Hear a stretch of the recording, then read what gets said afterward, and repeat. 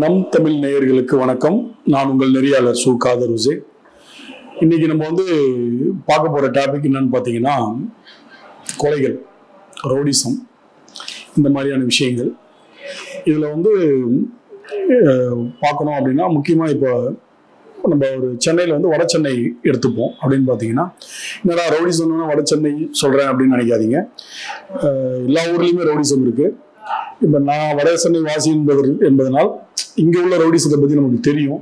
கிட்டத்தட்ட ஒரு 28 ஆண்டுகள் பத்திரிகை துறையில் இருப்பதால் நிறைய கிரைம் செய்திகள், கட்டுரைகள், கிரைம் சம்பந்தமான புத்தகங்கள்லாம் எழுதியிருக்கிறதுனால இதை பற்றி கொஞ்சம் இந்த சந்ததிகளுக்கு தெரியணும். ஏன்னா ரவுடிசம்ன்றது மிகப்பெரிய தப்பு, நம்ம அதுக்குள்ளே போகக்கூடாதுன்றதுக்காக இது ஒரு விழிப்புணர்வு பதிவு மாதிரி தான். ஓகேங்களா? அதனால் சென்னை வேசர்பாடின்னு எடுத்துக்கிட்டாலே அங்கே நிறையா ஸ்போர்ட்ஸ் ஆக்டிவிட்டீஸ் தான் நிறையா இருக்குது. கால்பந்தாட்ட வீரர்கள், செஸ் போர்டு, கேரம் போர்டு, இப்படி சொல்லிக்கிட்டே போகலாம். அப்படியேப்பட்ட ஒரு இடத்துல பார்த்தீங்கன்னா பாக்ஸர் பாட்சா அப்படின்னு ஒரு நபர் இருக்கார். இவர் ஒரு பிரபல சென்ட்ரல் சம்மந்தப்பட்ட ஒரு கட்சியை சார்ந்தவர். இப்படி இருக்கும்போது பார்த்தீங்கன்னா இவர் கிட்டத்தட்ட 2010 காலகட்டம் எக்ஸாக்டா இருக்கும், அந்த டைம் தான் நினைக்கிறேன். இவரை இவருக்கு பிடிக்காத ஒரு டீம் இவரை காலி பண்ணணும்னு முடிவு பண்றாங்க. அப்ப என்ன பண்றாங்கன்னா, இவரை சாதாரணமா ஒரு 2 பேரோ 3 பேரோ சேர்ந்து போய் அவரை வெட்ட முடியாது. ஏன்னா ஒரு பேசிக்கா ஒரு பாக்ஸர் ஆள் நல்லா ஹைட் அண்ட் வெயிட்டா இருப்பார்.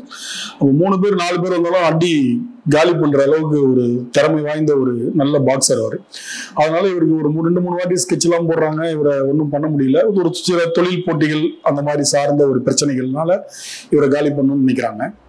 அப்படி இருக்கும்போது இவரை எப்படி கொள்றது அப்படின்னு பிளான் பண்ணும்போது எல்லாருக்குமே ஒரு வீக்னஸ் இருக்கும். தண்ணி, அதாவது சொல்லுவாங்களே மது, மாது, சூது, அந்த மாதிரி வீக்னஸ்ல இவர் பெண்கள் விஷயத்துல கொஞ்சம் வீக்குன்னு சொல்லுவாங்க. அதனால இவர் என்ன பண்றாங்கன்னு பார்த்தீங்கன்னா, இவருடைய எதிரணியினர் ஒரு பெண்களை வச்சு ஃபோன் பண்ணி பேச வச்சு இவரை வண்ணாரப்பேட்டைக்கு ஒரு இடத்துல வர வைக்கிறாங்க, ஒரு மாடி வீட்டுக்கு. இவர் யாரோ ஒரு லேடி பேசுறாங்க அப்படின்னு சொல்லிட்டு கூப்பிடுறாங்கன்னு கிளம்பி போயிடுறாரு. போகும்போது அந்த வீட்டுக்கு போய் அந்த பெண்ணோட அந்த மாடி மேலே உட்காந்து இவர் பேசிக்கிட்டு இருக்கும்போது திடீர்னு ஒரு 10 பேர் கொண்ட கும்பல் அப்படின்னு சொல்றாங்க உள்ள வராங்க. உள்ள வந்தா இவர் ஒன்றும் பண்ண முடியல. ஏன்னா 10 பேர் எல்லாம் அருவாக்கத்தையோடு வரும்போது ஒன்றும் பண்ண முடியாம அங்கேயே அவரை உடல் தனியா, முண்டம் தனியா, தலை தனியா மொத்தமா வெட்டிடுறாங்க. வெட்டி எடுத்து இது இரவு ஒரு 10 மணிக்கு மேல நடந்த ஒரு கொலை அப்படின்றது அதுக்கப்புறம் போலீஸ் இன்வெஸ்டிகேஷன்ல தெரிய வருது. இந்த கொலை நடந்ததுக்கு அப்புறம் என்ன பண்றாங்கன்னா, இந்த உடலை தனியா துணி மூட்டையில கட்டுறாங்க, தலையை தனியா எடுக்கிறாங்க. இதை எடுத்துட்டு அந்த கொலை செய்த மோட்டிவேஷன் உள்ளவங்க பாத்தீங்கன்னா, வண்ணாரப்பேட்டையில நடந்த கொலையை இந்த பாடியை எடுத்துட்டு வேசர்பாடி, அவர் வசித்த பகுதி வேசர்பாடியில முல்லை நகர் கிட்ட பாடியை போடுறாங்க. முல்லை நகர் பேருந்து நிலையம் எதிரில் அவருடைய உடல் ஒரு துணி மூட்டையில சுத்தி போடுறாங்க.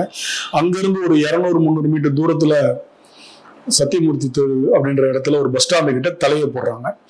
அப்ப அந்த கொலை பண்ணவங்களுடைய மோட்டிவ் என்னவா இருக்குன்னா, இவர் இருந்த ஏரியாவிலேயே இவர் உடலை கொண்டு போடுறாங்கன்னா, எங்களை மாதிரி நாங்க தான்டா பெரிய ஆளு, நீங்க பெரிய ஆள் நினைச்ச பாட்சாவுடைய உடலையும் தலையும் எங்க போட்டிருக்கோம் பாத்தியா அப்படின்றத மத்தவங்களை பயமுறுத்தும் வகையில் இந்த கொலை இருக்கணும் அப்படின்ற ஒரே காரணத்துக்காக அந்த மாதிரி செய்யறாங்க. அதுக்கப்புறம் அந்த உடல் கிடைக்கிறத பார்த்துட்டு போலீசாருக்கு தகவல் வருது. நிருபர்கள் மற்ற எல்லாரும் போறாங்க, பாக்குறாங்க. உடலை ஸ்டாலின் மருத்துவமனைக்கு போகுது. அடுத்த 10 நிமிஷத்துல தலை பஸ் ஸ்டாண்டு கிட்ட கிடக்குதுன்னு சொல்றாங்க. அப்புறம் தலையை எடுத்து அனுப்புறாங்க. அதுக்கப்புறம் போலீஸ் இன்வெஸ்டிகேஷன் பண்ணும்போது மேற்கொண்ட தகவல் எல்லாம் தெரிய வருது. இதுல பாத்தீங்கன்னா, அந்த டைம்ல இந்த கொலை சம்பந்தமா கிருஷ்ணா அப்படின்னு ஒரு ரவுடி ஒருத்தரை அரெஸ்ட் பண்றாங்க. அதுல கிட்டத்தட்ட ஒரு 7-8 பேருக்கு மேல அதுல அரெஸ்ட் ஆறாங்க. அந்த கேஸ் அப்படியே நடந்துகிட்டே இருக்கு. இது எதுக்காக சொல்ல வரேன் அப்படின்னா, இது ஒரு சின்ன ஒரு மோட்டிவ் தான். இது பாட்சாக்கும் அங்க உள்ளவங்களுக்கும் அந்த தொழில் போட்டி யாருன்னு ஒண்ணு இருக்காங்க வேசர்பாடியில. அங்க ரயில்ல இறக்கும் பொருட்களை அது சுமை தூக்கும் தொழிலாளிகள் லாரியில ஏற்றுறதுல ரொம்ப வருஷமா அங்க அதுல ரவுடிசம், அரசியல் எல்லாமே இருக்கு, அந்த பிரச்சனைகள் இருக்குன்னு போய்கிட்டு இருக்கு. அதுல நடந்த ஒரு இஷ்யூனால இந்த பாட்சாவை கொலை பண்ணணும் அப்படின்னு அந்த மோட்டிவ் ஒரு சிலருக்கு அவரை காலியும் பண்றாங்க. இந்த கொலை பாத்தீங்கன்னா மிகப்பெரிய பரபரப்பாச்சு சென்னையில. ஏன்னா அவர் அந்த ஒரு பிரபல கட்சியோட முக்கிய பதவியில இருந்தாரு, பெரிய பெரிய அரசியல் பிரமுகர்களோட ஒரு நல்ல தொடர்புல இருந்தவர். அவரு பாட்ஷா ரவுடிசம் கிடையாது, பட் ஆனா அந்த அரசியல் இருக்கிற அந்த ஒரு வேல்யூவை வச்சு அவர் வந்து அந்த சைட்ல கொஞ்சம் அப்படி ஒரு கெத்தா போவாங்கன்னு சொல்லுவாங்க இல்லையா, ஒரு 10 பேரோட போறது வர்றது அப்படி இருந்த ஆளு.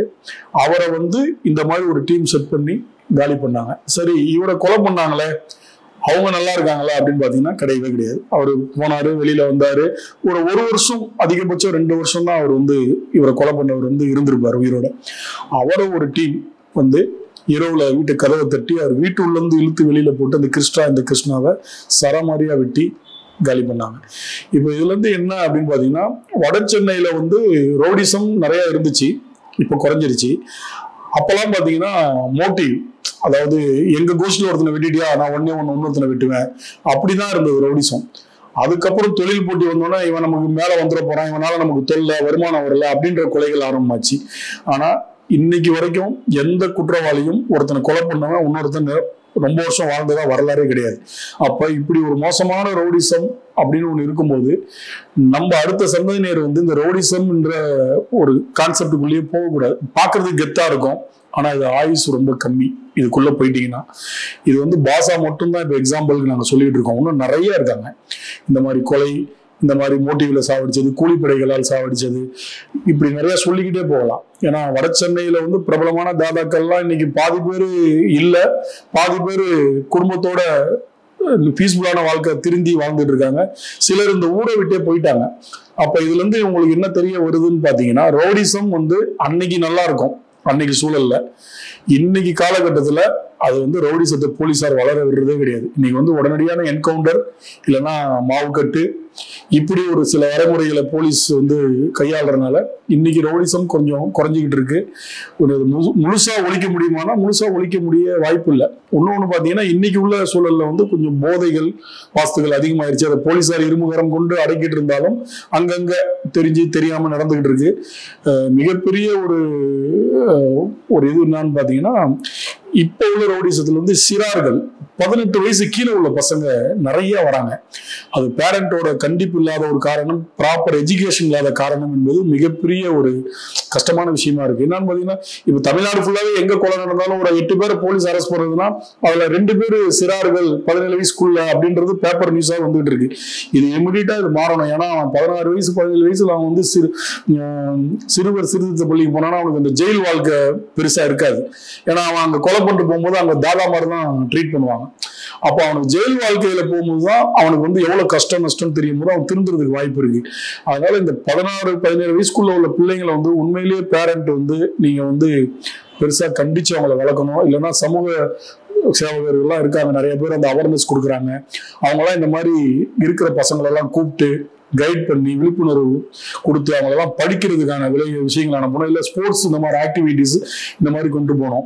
ஏன்னா ரவுடிசம் முழுசா ஒழிக்கப்படுமானா அது கேள்விக்குறிதான். ஏன்னா புதுசா ஒருத்தர் போன ஒருத்தர் வளர்ந்துகிட்டே தான் இருக்கிறாங்க. ஒரு 20 வருஷத்துக்கு முன்னாடி பெயர் சொல்ற அளவுக்கு மிகப்பெரிய ரவுடிங்களா இருந்தாங்க, இன்னைக்கு அவங்க இல்லை. ஆனா இப்போ பாத்தீங்கன்னா சின்ன சின்ன பசங்க அவரை வெட்டிட்டா நம்ம தாதாவாயிடலாம், ஜெயில போனா நமக்கு வந்து மரியாதை அப்படி நினைக்கிறாங்க. அதெல்லாம் கிடையவே கிடையாது. சினிமாவில் காட்டுறதும் நிஜ வாழ்க்கையில் உள்ள ரவுடிசமும் வேற வேற. அதை முதல்ல தெரிஞ்சுக்கிட்டா அடுத்து வர சந்ததியினர் வந்து இந்த பாட்சா போல உருவாகாம வெட்டுப்பட்டு இறக்காம லாங் லைஃப் வாழலாம். இன்னும் பல கொலை வழக்குகள் பற்றி நம்ம வந்து விரிவா பேசுவோம். இந்த தொகுப்பு எதுக்காகன்னு பாத்தீங்கன்னா, ரவுடிசம்ன்ற ஒரு கான்செப்டுக்குள்ள அடுத்த ஜெனரேஷன் போகக்கூடாது, அவங்க தெரிஞ்சுக்கணும். எவ்வளவு குறைஞ்ச வயசுல ரவுடிசம் பண்ணவங்களாம் இறந்து போயிடுறாங்க, வெட்டுப்பட்டு கொலை செய்யப்பட்டு என்கவுண்டர் இப்படியான ஒரு விஷயங்களை சாகுறாங்கன்றத நம்ம வந்து சொல்றதுக்காக தான் இந்த எபிசோடு. அடுத்தடுத்த இதுல நம்ம பார்ப்போம். நம் தமிழ் நேயர்களுக்கு தொடர்ந்து இது போல அவேர்னஸ் ப்ரோக்ராம அடுத்தடுத்த எபிசோட்ல நீங்க பாருங்க. நன்றி, வணக்கம்.